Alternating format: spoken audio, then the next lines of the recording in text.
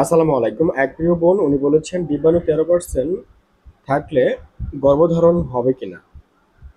আপনি যে 13% বলেছেন সেটা আহ, কোন রিপোর্টের কথা বলেছেন আমি জানি না। মনে হয় যে ডিম্বাণু 13% বলতে আপনার অ্যান্টি মুলেরিয়ান হরমোন AMH বা ওভারিয়ান রিজার্ভ টেস্টের রিপোর্টের আপনি ডিম্বাণুর শতাংশকে বোঝাচ্ছেন মনে হচ্ছে।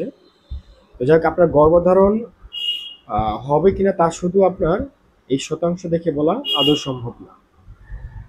ডিম্বাণুর পরিমাণ বা অর্থাৎ আপনার অ্যান্টিমুলেরিয়ান হরমোন 13% মানে যদি ওভারিয়ান রিজার্ভ কম হয় তাহলে আপনার ডিম্বাণুর সংখ্যা তুলনামূলকভাবে কম হতে পারে বা হয়ে থাকে।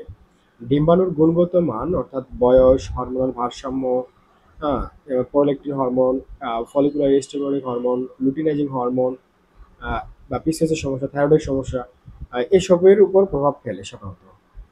ডিম্বস্ফোটন হচ্ছে কিনা, হ্যাঁ, এই বিষয়টা আপনার সেটাও গুরুত্বপূর্ণ। স্পাম কোয়ালিটি কেমন, এর মর্টালিটি কেমন, এটাও ভীষণ গুরুত্বপূর্ণ। নারীদের জরায়ুর স্বাস্থ্যের পরিস্থিতি কি, এটার উপরেও কনসেপশনের জন্য জরুরি। এই বিষয়গুলো ক্লিয়ার হওয়া জরুরি।